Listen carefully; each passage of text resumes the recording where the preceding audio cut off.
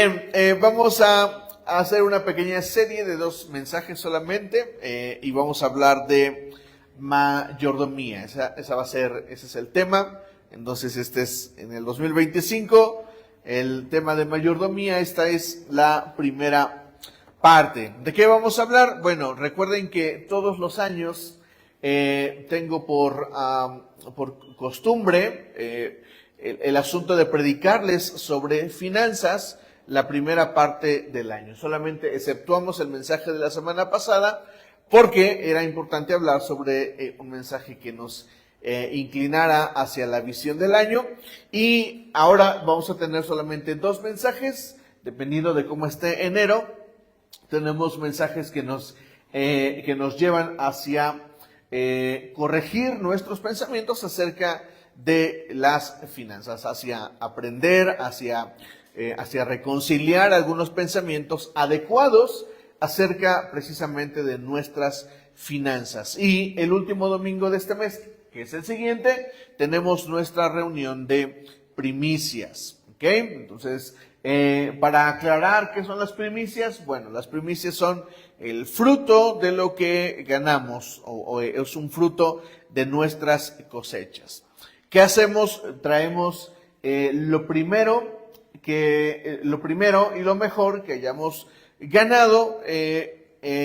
Algunos por costumbre lo tenemos en la primera parte del año, ¿no? Siempre doy el ejemplo que yo hago. Lo que yo hago es dar algunos días de mi sueldo, los primeros días de enero, tomo mi sueldo y esas son mis primicias. Algunos aquí tienen negocios y traen algo de lo que venden. Entonces, ahora una cosa que he visto en la iglesia es que todos traemos un montonal de despensa, o traemos cosas, algunos han traído pares de tenis nuevos, ropa nueva, la ponen aquí y esas son sus primicias y está bien, no hay ningún problema, no estamos poniéndonos religiosos de ninguna manera, solamente es un acto de adoración, es un acto espiritual obviamente, y obviamente necesitamos practicarlo cada año y cada que cosechamos algo durante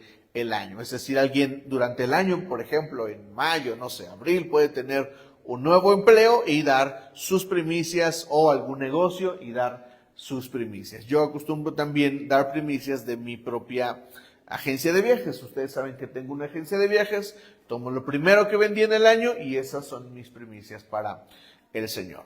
Entonces, de eso vamos a hablar la siguiente semana más profundamente, pero esto es algo que ustedes ya saben, ya se los he enseñado. Entonces no voy a profundizar mucho ahí, sino que vamos a avanzar sobre nuestro mensaje del día de hoy. Si tienen alguna duda sobre primicias, ofrendas, diezmos y esto, por favor escríbanme en la semana o acérquense a mí y con gusto les explico. También está Mike y miren que les pueden explicar este asunto. ¿Ok? Bien, entonces vamos a pasar a nuestro mensaje del día de hoy, que tiene que ver con la mayordomía. Pero hoy quisiera profundizar y poner una base acerca de nuestras finanzas y por qué nuestras finanzas deberían de ser buenas. Voy a pedirte que me acompañes a Deuteronomio capítulo 8, por favor. Deuteronomio capítulo 8. Mike, ¿me ayudas? ¿Me puedes quitar el eco del micro, por favor?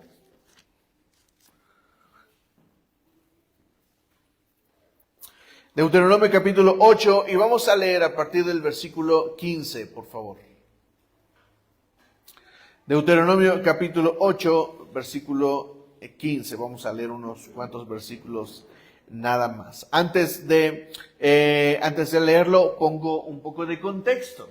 Recuerden que el pueblo de Israel fue sacado ¿de dónde? De Egipto. ¿Y qué representa Egipto en la Biblia? ¿Qué es Egipto para nosotros?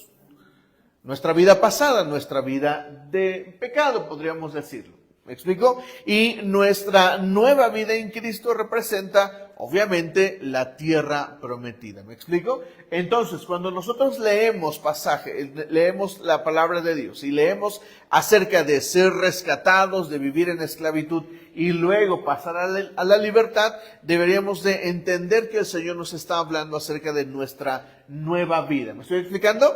¿Sí? Entonces, estos versículos, si los lees con esta intención, comprenderemos mucho más. Vamos a leer desde el versículo 15 entonces. Dice así: el Señor te guió a través del vasto y horrible desierto, esa tierra reseca y sedienta, llena de serpientes venenosas y escorpiones.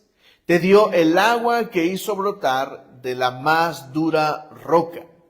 En el desierto te alimentó con maná, comida que jamás conocieron tus antepasados. Así te humilló y te puso a prueba, para que al fin de cuentas te fuera bien. Entonces el desierto es un proceso de formación y después de ahí el Señor nos coloca en la tierra donde fluye leche y miel. ¿Recuerdan esa descripción? Entonces el versículo 17 dice así: no se te ocurra pensar, esta riqueza es fruto de mi poder y de la fuerza de mis manos. Aclara el Señor sobre los bienes. ¿Me explico? Sobre los bienes que uno llega a poseer, sobre las bendiciones que uno llega a poseer en la nueva vida en Cristo. Y después dice el versículo 18: recuerda al Señor tu Dios, porque Él es quien te da el poder para producir, ¿qué? Esa riqueza. Así ha confirmado hoy el pacto que bajo juramento hizo con tus antepasados. A mí me encanta ese versículo porque un día me puse a leer el pasaje con detenimiento. Y la palabra poder que viene ahí, el poder de hacer riquezas, se traduce como habilidad. Entonces el Señor nos da ¿qué? La habilidad ¿de qué? De hacer riquezas. Ahora, ¿significa esto que todo cristiano debería de ser rico y poderoso y tener todo? No estoy diciendo eso. Lo que sí estoy diciendo es que los deseos del Señor siempre son buenos para nosotros. Eso significa que el Señor desea que nosotros tengamos buenas, ¿qué? Buenas finanzas, que no nos falte nada.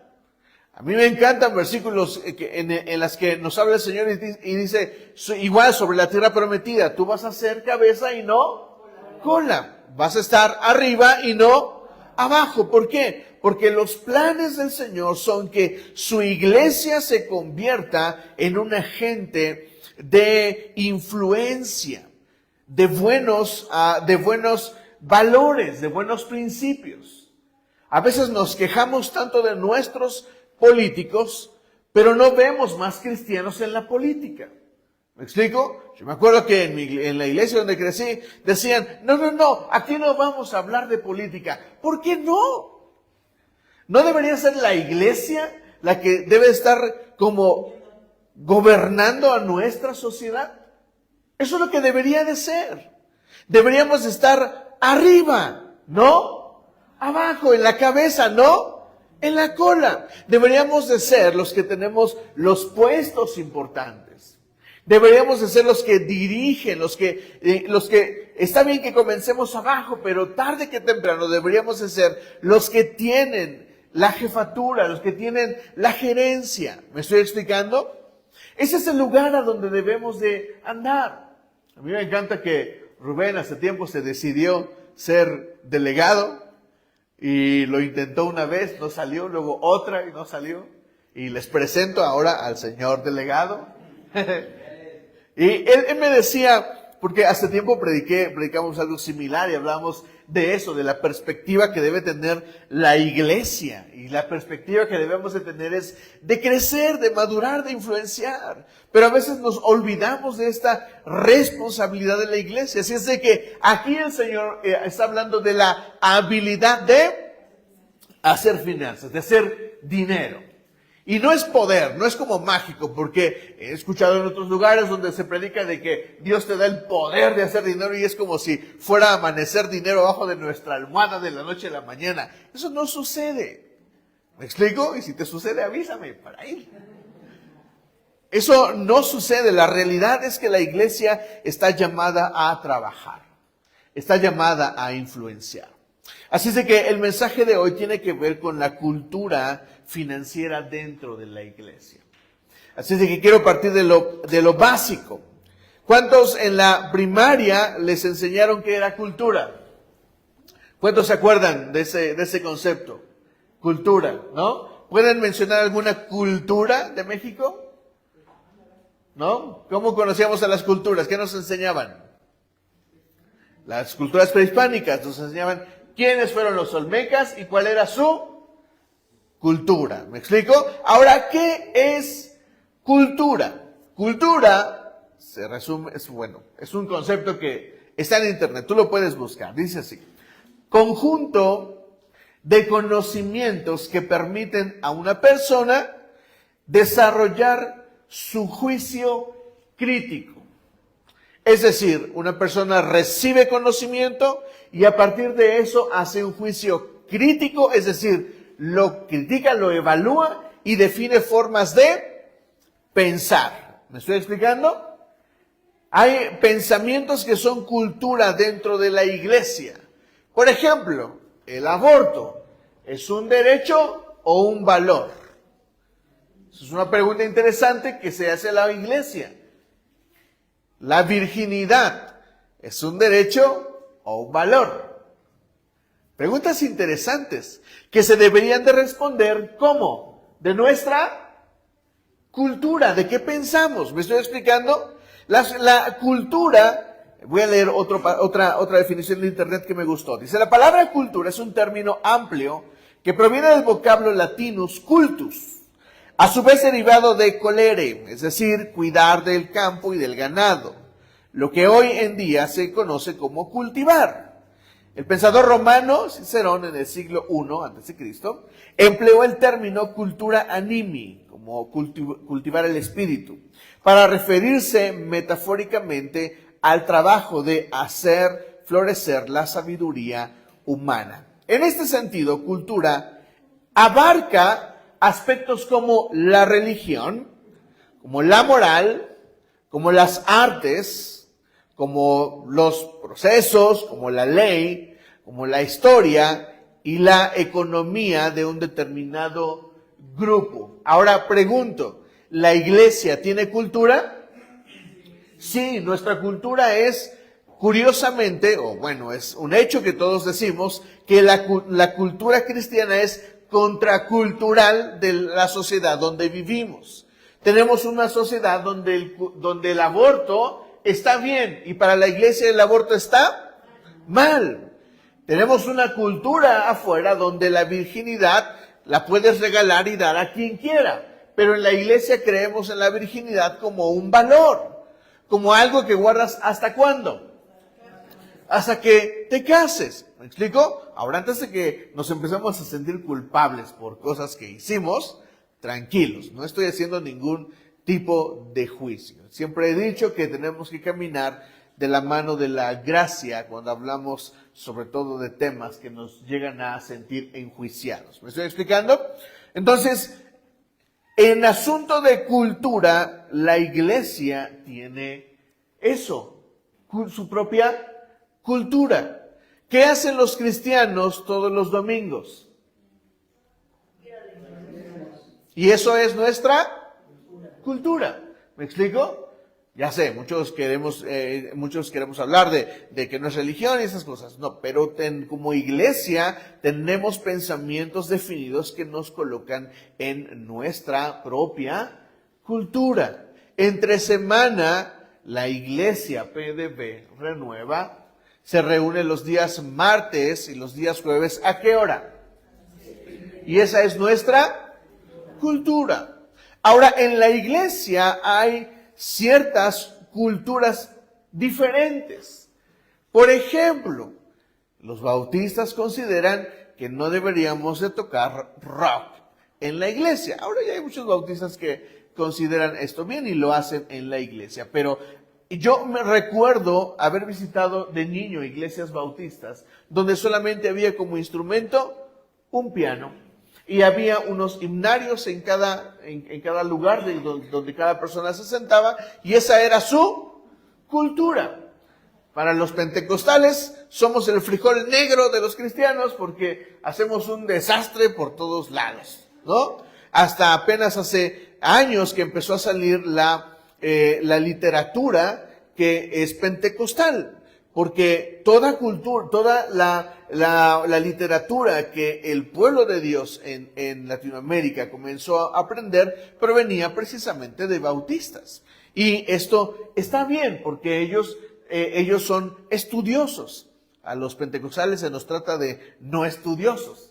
Ahora, no estoy diciendo que somos pentecostales. Saben que en esta iglesia hemos definido este asunto de no caminar detrás de una denominación, porque las denominaciones lo único que han hecho a la iglesia es dividirla. Por eso hablo de esto. En otras iglesias, por ejemplo, hablando de finanzas, se trata al diezmo como que no es obligatorio, no es un asunto que el cristiano debería de hacer. ¿Y esto está bien? Sí. ¿Nosotros creemos en el diezmo? Sí, esa es nuestra cultura. ¿Me estoy explicando? Entonces, en la iglesia tenemos que aprender a definir estos asuntos. Hace unos días estaba viendo un podcast muy interesante de Itiel Arroyo, en el que estaba hablando del arrebatamiento. Porque hace años la iglesia consideraba que la iglesia iba a ser arrebatada, ¿cuándo? Antes de la gran tribulación, como si nos fuéramos a salvar. ¿Me explico? Pero ahora, no solamente Itiel Arroyo, sino dentro de la iglesia se está reexaminando la doctrina del arrebatamiento. Y ahora muchos están considerando esta realidad de que es muy probable, más probable que no probable, que la iglesia pase durante la gran tribulación. Y eso es un asunto cultural, porque dentro de la iglesia hay quienes no creen que pasemos durante la gran tribulación, pero muchos consideramos que sí. Su pastor, aquí presente, considero que es muy seguro que la iglesia pase la gran tribulación. Y es un compromiso que uno que como pastor debo de evaluar para enseñar a la iglesia. ¿Me explico? Porque, ¿qué pensaría usted si llega la gran tribulación y no fue arrebatado? ¿Qué pensaría? El pastor no me avisó, me debió de haber avisado. Lo cierto es que el corazón se decepcionaría. Y yo considero algo similar sobre los diezmos. Porque la Biblia dice que los diezmos le pertenecen a Dios. Muchos dicen que en el Nuevo Testamento no hay mención, pero Hebreos dice así. Luego lo buscas. Dice que en el antiguo pacto, quienes recibían el diezmo eran los sacerdotes. Y luego dice así: ahora, quien recibe los diezmos es nuestro sumo sacerdote. Es decir, hay alguien que ahora sí recibe los diezmos. Antes lo había y ahora también. ¿Me explico? Entonces, considero que nuestra cultura debería de ser así. Ahora te voy a dar algunos aspectos culturales que son incorrectos dentro de la iglesia. Muchos creen que diezman y ofrendan para ayudar a los pobres. ¿Cuántos se han sentido así en la iglesia? Yo doy dinero porque ayudo a los pobres. Y muchos piensan que ayudan a su pastor, que es pobre. Yo conocí a muchos pastores cuyos diezmos, así como te lo voy a decir, eran de 200, 300 pesos. Y luego en la iglesia, el Señor bendecía a ese pastor. Yo vi a uno, por ejemplo, y lo conocí, y le preguntaba, yo le pregunté, oye pastor, ¿cómo te va con tus diezmos? Y él me decía, mira, voy a ser honesto contigo, recibo a la semana entre 200, 300 pesos, y cuando va bien, $800 a la semana. Y eso le tenía que funcionar para comer y alimentar a su familia, porque él era un pastor a tiempo completo. Un día el Señor lo bendijo. ¿Cómo? No me pregunten, yo solo sé que Dios bendice a los pastores. El carro que está allá afuera me lo regalaron, no lo compré yo. Así es de que si sé que Dios bendice a quien le sirve, a mí me queda perfectamente claro. ¿Me entiendes? Y si tú sirves a Dios y lo haces con tus finanzas, yo estoy seguro, tengo la autoridad para decirte que Dios bendice a quien sirve al Señor. ¿Me dices amén? Bien, muchos piensan que ayudan al pobre, pero hay iglesias que ni a los pobres dan. Lo cierto es que muchos piensan que ofrendan y diezman para ayudar a los pobres. ¿Eso es un concepto correcto acerca de las finanzas en el reino? No, no lo es. Muchos consideran que dan, diezman y ofrendan por obligación o costumbre. Muchos lo hacen así, porque se sienten amarrados a una religión.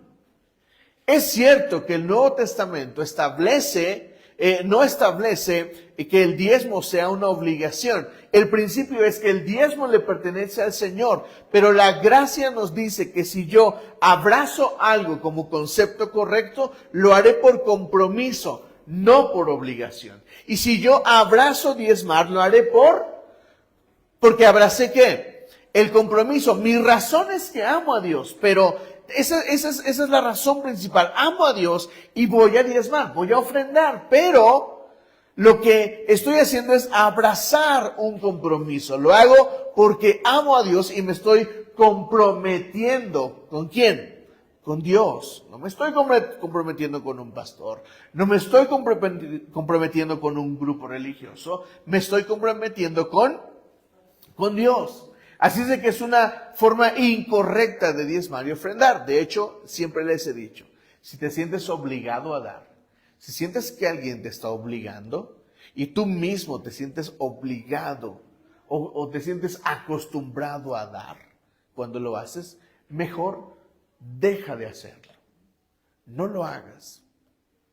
Porque cuando la Biblia me habla acerca de Dios y de lo que nosotros hacemos por Él, en un sentido de adoración, la Biblia me dice, y el Señor me dice, que esto debe de ser sincero, con una actitud sincera en el corazón.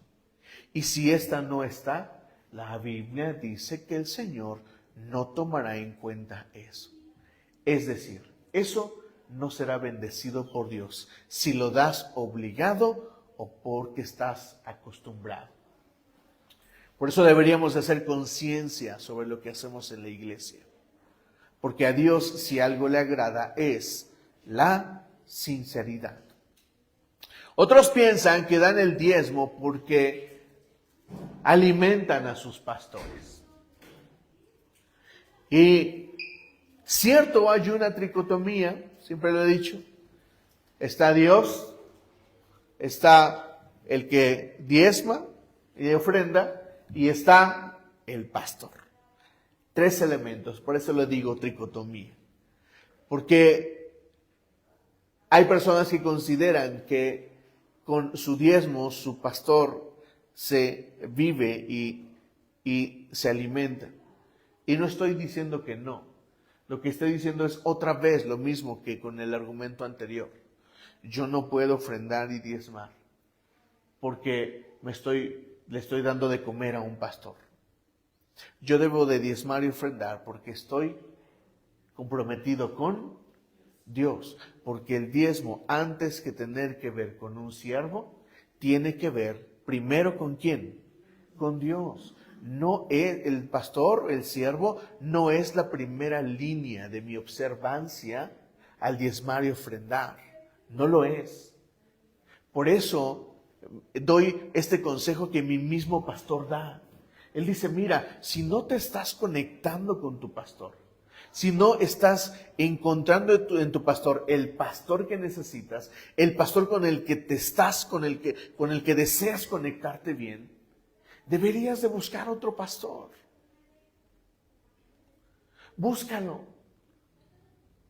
A los que vienen a la iglesia les digo, vengan 3 meses. 3 meses es suficiente para que hagamos clic.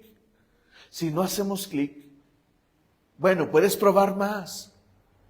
Pero deberías de buscar un pastor con el que te puedas conectar, con el que podamos hacer ese clic que se necesita.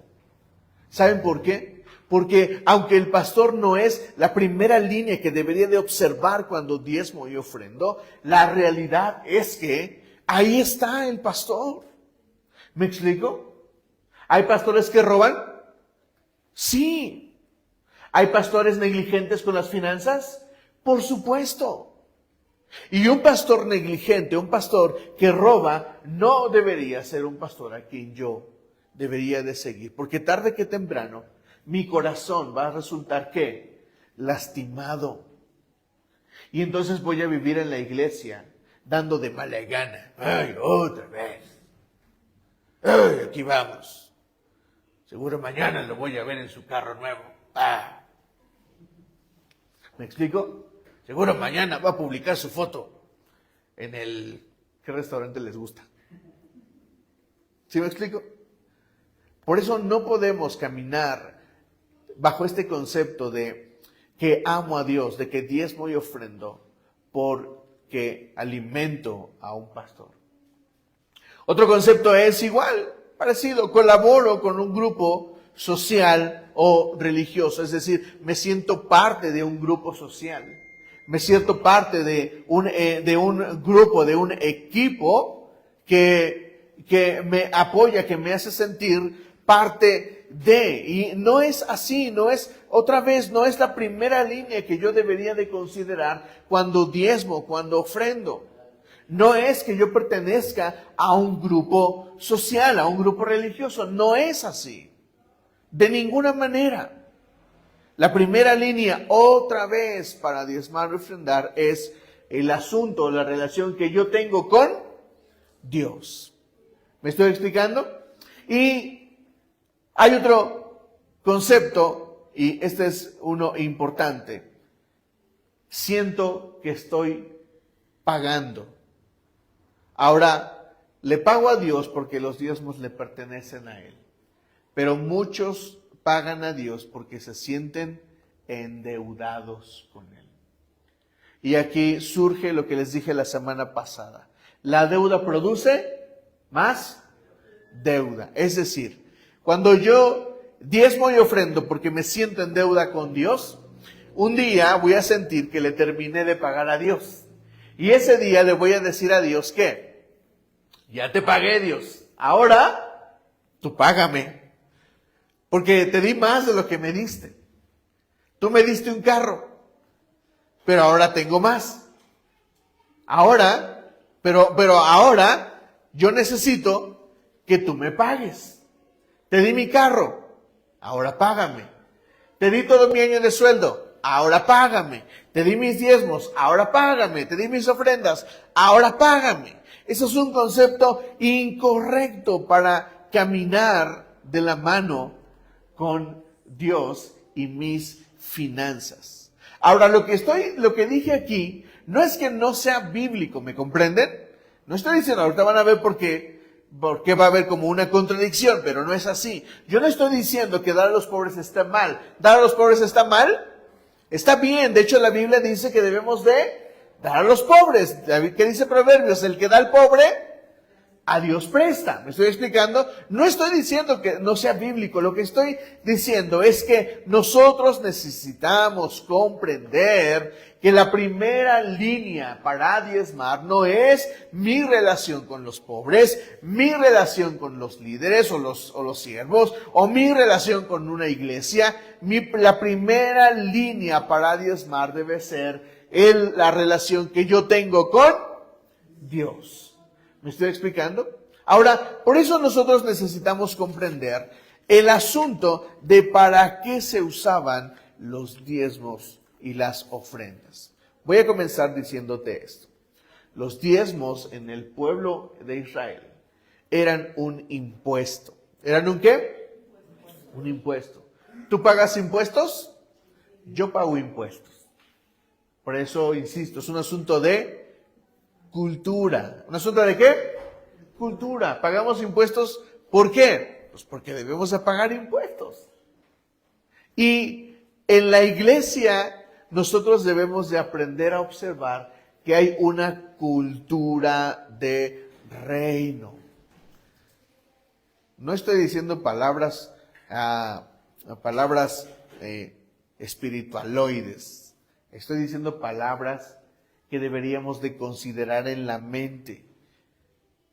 Nosotros debemos de desarrollar una cultura de reino. La Biblia nos llama reyes y sacerdotes. Por eso debemos de considerar estos conceptos y no llevarlos a conceptos espiritualoides raros, sino entender que de verdad la Biblia plantea una cultura para la iglesia actual. Yo respeto a los pastores que no están de acuerdo con el diezmo. Está bien. Hay uno muy famoso, tú de seguro lo has escuchado en TikTok, el pastor Scott. ¿Cuántos lo han escuchado? Él es una persona muy famosa en YouTube y él no está de acuerdo con el diezmo, pero él dice frases como esta. Dice, aunque tú no creas en el diezmo, la gracia hoy me dice que yo debo de dar más del diezmo, es decir, más porque puedo dar más. ¿Me estoy explicando? No voy a profundizar en este asunto, pero quiero argumentarte de el asunto de los diezmos. ¿Para qué se usaban los diezmos en el Antiguo Testamento? Vamos a leer Números capítulo 18, por favor. Números capítulo 18. Y vamos a leer a partir del versículo 20.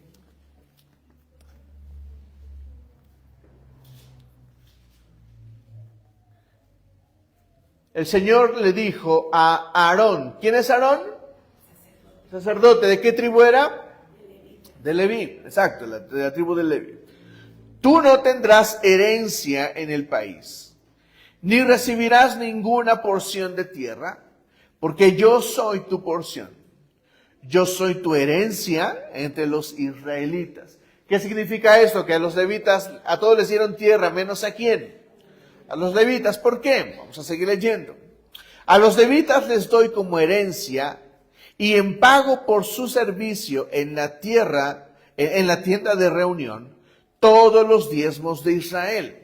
Si los israelitas volvieran a cometer el pecado de acercarse a la tienda de reunión, morirán. Por eso, únicamente los levitas servirán en la tienda de reunión y cargarán con la culpa de los israelitas. El siguiente es un estatuto perpetuo para todas las generaciones venideras. Los levitas no recibirán herencia entre los israelitas, porque yo les he dado como herencia los diezmos que los israelitas ofrecen al Señor como contribución. Por eso he decidido que no tengan herencia entre los israelitas. Ahora, esto nos habla de para qué se usaban los diezmos. ¿Para qué se usaban? ¿Para mantener a quién? A los levitas, quienes eran los sacerdotes. Quiero compartirte el concepto que tiene el pastor Núñez. Él es un hombre de Dios, un hombre muy estudioso. Y hay un concepto que encontré de él acerca de este tema.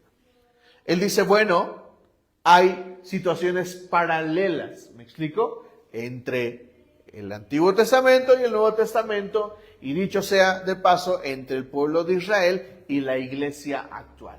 Y él dice, bueno, si en el Antiguo Testamento se sostenía a los sacerdotes, no está mal que en el tiempo actual o en la iglesia se sostenga ¿a quién? A los pastores. ¿Me explico? Entonces es un paralelo. Este es un paralelo muy interesante que encontré del pastor Núñez. Ahora, ¿qué dice la Biblia acerca de los pastores? ¿Qué dice Pablo, por ejemplo? ¿Recuerdan cómo Pablo se queja con los de Corinto? Le dice, ustedes sí le dan ofrenda a Pedro y a todos los apóstoles, que por cierto están casados. Pero a mí, porque ustedes no creen que soy apóstol, no me dan nada. Y luego dice cosas como esta. No, el buey tiene derecho a comer de su trabajo. Y bueno, el buey simboliza obviamente al siervo. Y luego esta frase es fenomenal. El obrero es digno de su salario. ¿Me explico? Dicho esto, no tiene el siervo, el pastor, no tiene derecho a un sueldo. ¿Tú qué dirías? Creo que lo tiene. Oye, pastor, ¿tú tienes sueldo? No, yo no tengo sueldo en esta iglesia. Nosotros usamos los diezmos y usamos el dinero para lo que se hace en la iglesia. ¿Me explico? Ahora, pastor, ¿usas los diezmos? Sí, cuando lo necesito. Eso es lo que sucede en esta iglesia, porque quiero hacer este mensaje totalmente informativo para ti. Pastor, ¿podrías darnos un ajuste de cuentas? Sí, cuando quieras te enseño los estados, cómo entra dinero a la iglesia y cómo sale también, porque tienes derecho. Bien, entonces hay un paralelo. Hay siervos en el Antiguo Testamento o en el Israel, y hay siervos en el Nuevo Testamento o en la iglesia. De hecho, Pablo dice estas cosas que son duras y que la iglesia no medita tranquilamente. Dice así: al que te enseñó, al que te discipuló, al que te comparte la palabra. ¿Qué dice la Biblia? ¿Qué dice Pablo? Dale de lo que tú ganas. Cultura. ¿Me están entendiendo? Y son conceptos que nosotros como iglesia deberíamos de abrazar, porque esta es la cultura que deberíamos de manejar de nuestras finanzas. ¿Me estoy explicando? Ahora, otro paralelo. Vamos a Deuteronomio 26, por favor. Deuteronomio 26.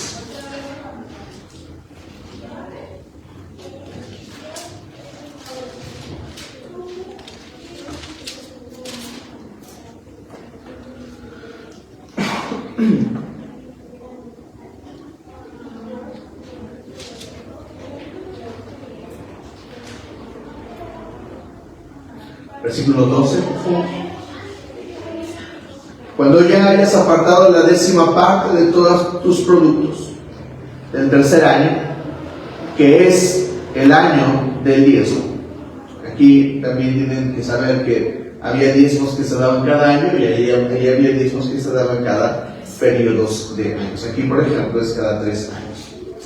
Se la darás al levita, y aquí viene otro uso para las finanzas: al extranjero, al huérfano y a la viuda, para que coman y se sacien. ¿En dónde?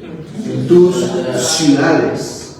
Otra cosa para la que se debe de usar, o para la que se usaba los diezmos, era para el templo, para las fiestas.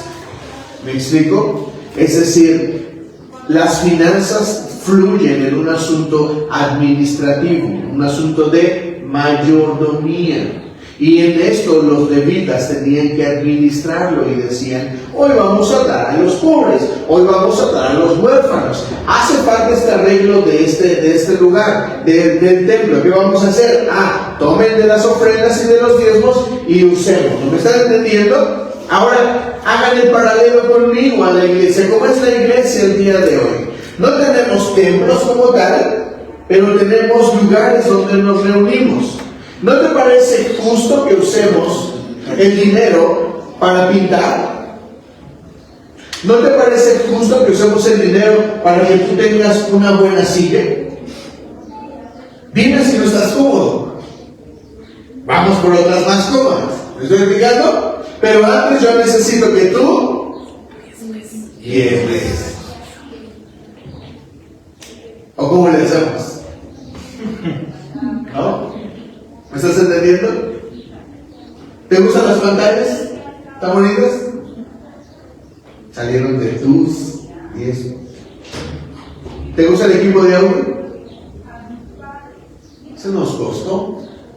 ¿Sabes de dónde salió? De tus y esto. ¿Me explico? Y nosotros, a todos los que van a cantar me preguntan, oye pastor, ¿y qué micrófono debo de comprar? Uno como este. O uno más chiquito. ¿Cuánto cuesta un SM58? Se me dio tu nombre. ¿Cuánto cuesta? Como 2,000 pesos. Como 2,000 pesos. ¿Es barato? No. Porque aparte, la cultura debe de ir en que le demos a Dios lo primero y lo mejor. Perdón, iglesia, lo que voy a decir. Pero muchas cosas hacemos a medias. Hacemos en la mediocridad. Cuando la iglesia debería de crecer en excelencia, en tener lo mejor, en hacer las cosas bien. No solamente dar, ¿me entiendes? Por eso llamo a cuál es nuestra cultura dentro de la iglesia. ¿Qué hacemos con lo que damos? ¿Lo hacemos bien o lo hacemos mal? ¿Me explico? ¿Me están entendiendo, iglesia? Entonces, hay paralelos en los usos de las finanzas que pasan en la iglesia. Y nosotros deberíamos de crecer en estos conceptos correctos. Tenemos lugares donde nos reunimos. Deberían estar bien. Deberíamos estar mejor. ¿Me explico? Cuando tengamos nuestra propia bodega, siempre he dicho que vamos a tratar de comprar una bodega. Y pastor, ¿cómo le vas a hacer para comprar una bodega? Ya estamos generando por ahí unos ingresos extras. Y la iglesia debería de caminar buscando ese crecimiento. Y la iglesia debería tener por cultura buscar unirse a la visión que tenemos como iglesia. Justo este año me voy a tomar un tiempo para hablarles de la visión que tenemos dentro de la iglesia. Para que nos conectemos más, para que tú le des más razón de ser a lo que haces dentro de la iglesia y a lo que das en la iglesia. ¿Me estoy explicando? ¿Me dicen amén? Amén. Entonces, ¿están de acuerdo conmigo con esos paralelos, con esas cosas que les hago observar? Los siervos tienen derecho a percibir porque trabajan, hacen un trabajo adicional. Sueño con el día en que le podamos pagar a nuestros ministros. Sueño con el día en que le podamos pagar un sueldo a los músicos. Sueño con el día en que podamos contratar personal y pagarlo. Pero ¿sabes cuándo va a pasar eso, iglesia? Cuando tú y yo diezmemos. Cuando tú y yo lo hagamos posible. Así es de que, ¿quién hará posible esto, iglesia? Solamente tú y yo. ¿Me estás entendiendo? No es un asunto del pastor, no es un asunto de los ministros, es un asunto que como iglesia deberíamos de perseguir. ¿Me estoy explicando? Deberíamos de hacerlo. Debería de ser cultura. ¿Me dices saber? Bien, ahora vamos a leer un versículo que desde niño me encanta. Desde niño lo recitábamos en la iglesia cuando ofrendábamos. Está ahí en 2 Corintios, por favor. 2 Corintios, capítulo 9, versículo 7. Algunos hasta se lo saben de memoria. Yo me lo sé de memoria en la versión 60. La NBI, vamos a leerlo ahí. Vamos a leer el versículo 6 y el versículo 7. El importante es el versículo 7. Dice así: recuerden esto, el que siembra escasamente cosechará, y el que siembra en abundancia ¿qué? Cosechará. Cada uno debe dar según lo que haya decidido en su corazón. ¿Según qué? Según lo que haya decidido en su corazón. no de mala gana ni por obligación, porque Dios ama al que da alegremente. La versión 60 dice: cada uno de como propuso en su corazón. Ahora, ya les he enseñado que los hombres somos seres tripartitas. Tenemos tres partes. ¿Cuáles son?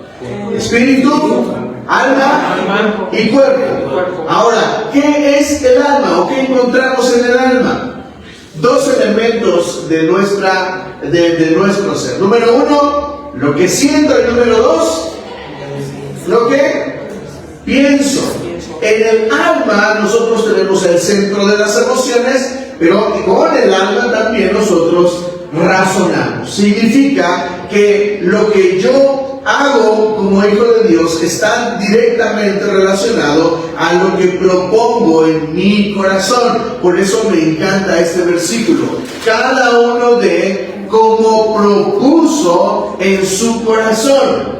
Ahora, la Biblia no está diciendo que en este momento, si sientes bonito, saques los 500 que traes y los saques y lo des. No está diciendo eso. La Biblia no está diciendo, dice que cada uno de, como la versión de la NBI dice, como haya que decidido en su corazón. ¿Cuándo has decidido? ¿Qué lleva como proceso una decisión? Solo decides, me voy a poner ese calzón rojo y ya. ¿No? Mujeres solo deciden que van a usar esa blusa verde. ¿Qué hacen? Antes de decidir. ¿Qué hacen?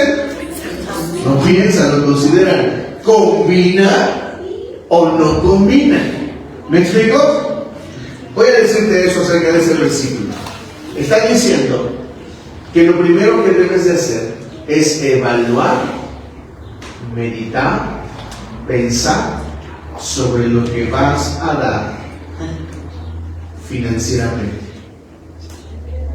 No se trata de sacar los 1000 que traigo y darlos a la gente. Eso, iglesia, es una mala práctica. Incluso yo diría que es irresponsable. Porque qué tal que tú dijiste, oh sí Señor, gloria a Dios. Eran para los tacos, pero no son para ti, Señor. Ese día le quitaste a tu familia los tacos que iban a comer. Ya me imagino a la esposa. Que los vas a pagar. Porque yo voy a sacar con los tacos, pero tú vas a comer salsa. Cebolla y cilantro. ¿Me está entendiendo, iglesia? Pablo nos llama a evaluar lo que voy a hacer con mis finanzas. Y eso es mayordomía. Te voy a decir qué concepto hoy dicen todos los que te intentan educar financieramente, pero que también la Biblia lo dice. Si tú estás gastando más de lo que ganas, significa que no estás viviendo de acuerdo a tus ingresos. Estás viviendo una vida que no deberías de vivir. Si saliendo de aquí te vas a gastar irresponsablemente lo que tienes en la tarjeta de crédito, estás haciendo mal. Y luego que te quedes sin dinero para pagar la tarjeta, vas a venir aquí a la iglesia y te vas a quejar con Dios y le vas a decir, Dios, yo diezmé y ofrendé, ¿por qué ahora no tengo para pagar la tarjeta de crédito? ¿Sabes por qué? Porque fuiste irresponsable, negligente con tus finanzas. Por eso la necesidad de que la iglesia comprenda y se acerque a Dios para decirle, Dios, dame la habilidad de hacer dinero, de hacer finanzas. Necesito la habilidad. ¿Saben qué es algo que muchos necesitan con sus finanzas? Un don, un fruto del Espíritu, una de las características, una virtud del fruto del Espíritu, el dominio propio. Ay, ¿cuántas veces necesité de dominio propio? para comprarme ropa? ¿Cuántas veces necesitamos de dominio propio para gastar en el restaurante? ¿Cuántas veces necesitamos de dominio propio para no tomar decisiones a la ligera respecto de nuestras finanzas? ¿Me explico? Porque ese es el problema, que muchos creemos que Dios me va a bendecir solo porque sí. No, la palabra de Dios nos llama a la buena mayordomía. Por eso tengo que entender que tengo que aprender a decidir, a proponer en mi corazón cómo voy a gastar mi dinero, el dinero que tengo. ¿Me explico? Una persona que gana 10,000 pesos al mes, ¿cuánto va a diezmar? 1,000. ¿Cuánto va a ofrendar? Lo que quiera. Porque lo único que tiene un parámetro es el diezmo. ¿Me explico? Ni las primicias ni las ofrendas dicen cuánto, solamente el diezmo. Así que tú tienes un 90%. Si tú quieres ofrendar o dar primicias de 20 pesos, hazlo. Porque tal vez es lo que puedes hacer. Hay una práctica que no hacemos como iglesia, la práctica del ahorro. ¿Cuántos ahorran? Deberíamos de ahorrar, es una práctica. ¿Qué dice la Biblia sobre el ahorro? Dice así: el que ahorra se hace más rico. ¿Cuántos quieren ser ricos? La neta, o sea, ¿cuántos quieren? Miren, muchos critican la doctrina de la prosperidad. Yo te pregunto honestamente, ¿no quieres ser próspero? ¿Sí o no? Ahora dime, ¿quieres ser próspero? ¿Quieres tener lo suficiente? ¿Qué tienes que hacer? Ahorrar. Pero no ahorramos. Quiero proponerte 3 pensamientos que son correctos acerca de mis diezmos y mis ofrendas, que deberían de colocarte en una buena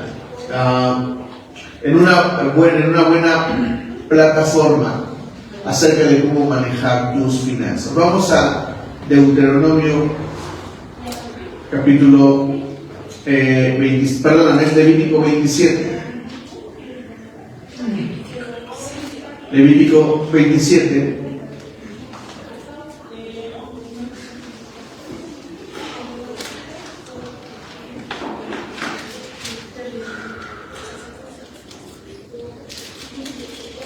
Levítico 27, versículo 30, por favor. Dice así: el diezmo de todo producto del campo, ya sea grano de los sembrados o fruto de los árboles, ¿pertenece a quién? Al Señor. Al Señor, pues le está consagrado. Ese es el primer pensamiento. Mis diezmos son de Dios. Esa es la idea y ese es el pensamiento así de simple. Mi diezmo le pertenece al Señor. Yo me acuerdo que con mi esposa cuando recién nos casamos, diezmábamos 20 pesos, 30 pesos, 50 pesos. Pero cuando Dios nos empezó a bendecir con mejor trabajo, a la hora de diezmar los 800, los 1,000, los 2,000, ya no es fácil, ¿verdad? El diezmo es un asunto que debe de fluir del reconocimiento. El diezmo es un acto de adoración. Bien, muchos cristianos hoy defienden el hecho de que los niños mueran producto de la guerra y culpan a Dios y le dicen: si Dios fuera bueno, los niños no morirían. ¿Y sabes qué argumentamos los cristianos? Argumentamos esto: los niños son de quién? De Dios. ¿Saben cuál es nuestro argumento de por qué Dios mandaba matar niños, incluyendo los recién nacidos? Ese es el argumento. ¿Que los niños son de quién? De Dios. El mismo Jesús dijo que los niños son ¿qué? Herederos del reino. Y eso es una verdad bíblica. ¿Se me explico? Pero cuando hablamos de finanzas, la cosa ya no es igual y no la aceptamos igual. ¿Qué dice Malaquías? Cuando le habla a su pueblo: ustedes me han robado. ¿En qué te hemos robado, Señor? En mis diezmos y las ofrendas. Y luego dice esto: diezme y habrá ¿qué? ¿Qué dice? Alimento en mi casa. ¿Alimento para quién? Para lo que se necesita en la iglesia. Tus finanzas, culturalmente, ahora sí, hablemos de estos conceptos. Tus finanzas funcionan para que la iglesia continúe. Por eso la importancia de siervos responsables, por eso la importancia de siervos que no roben, porque lo que hacen es que están robando a lo que podría funcionar para extender el reino de Dios. ¿Saben cuánto? Yo no sé cuánto Silvia se gastó de dinero, pero seguramente gastaste algo de dinero, Silvia. En mis tacos. Y sus tacos, se comió los tacos de Rubén.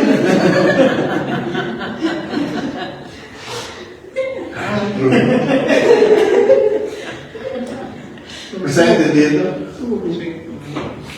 Ahora, sin tacos, pero